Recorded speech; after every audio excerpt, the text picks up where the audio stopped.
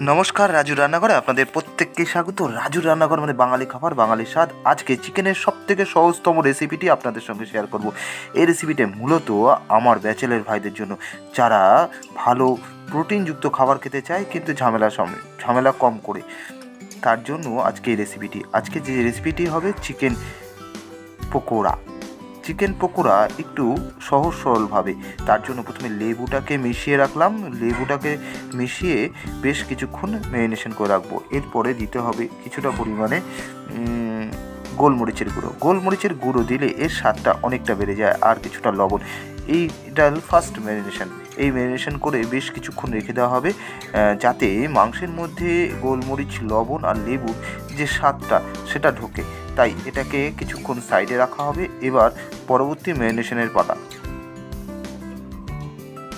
আমাদের ম্যারিনেশনটা কমপ্লিট। এবার একটা ডিম এর মধ্যে দিয়ে দিতে হবে। ডিমের সঙ্গে দিতে হবে কিছুটা বাটা মশলা। এখানে অল্প একটু আদা বাটা, অল্প একটু জিরে বাটা, একটু রসুন, একটু পেঁয়াজ, একটু কাশ্মীরি লঙ্কার গুঁড়ো, এগুলো দিয়ে এটাকে ভালো করে মিশিয়ে নিতে হবে। মিশিয়ে নিয়ে তারপরে আমাদের এটাকে ফ্রাই করার পালা। একদম সহজ, একদম ইজি। বাড়িতে এর থেকে সহজ চিকেনের রেসিপি করা খুব কঠিন। এবার দিয়ে দিলাম কিছুটা চালের গুঁড়ো আর কিছুটা কর্নফ্লাওয়ার। খুব বেশি দেওয়া যাবে না, কারণ এটা হালকা একটা কোটিং হবে। ব্যাস, আমার কোটিং কমপ্লিট হয়ে গেছে। এবার অল্প তেলে এটাকে ভেজে নিতে হবে। তেলটাকে একটু বেশ গরম করে নিতে হবে। গরম করে নিয়ে আমরা এক এক করে চিকেন পকোড়াগুলো দিয়ে দেবো। সত্যি কথা বলতে অসাধারণ খেতে। আর যারা বিভিন্ন রকমের গ্যাস্ট্রিকের সমস্যায় ভোগেন, ঝাল মশলা খাওয়া একদমই বারণ, তাদের ক্ষেত্রে এটা অসাধারণ।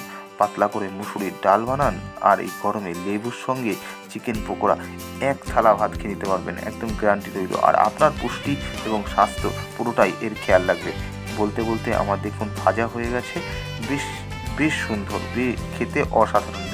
বিকেলে স্ন্যাক্স বা যে কোনো খাবারের সঙ্গে অসাধারণ লাগছে। দেখুন দেখতে কি ডিলিশিয়াস লাগছে, অসাধারণ লাগছে এবং খেতেও অনেক মজা।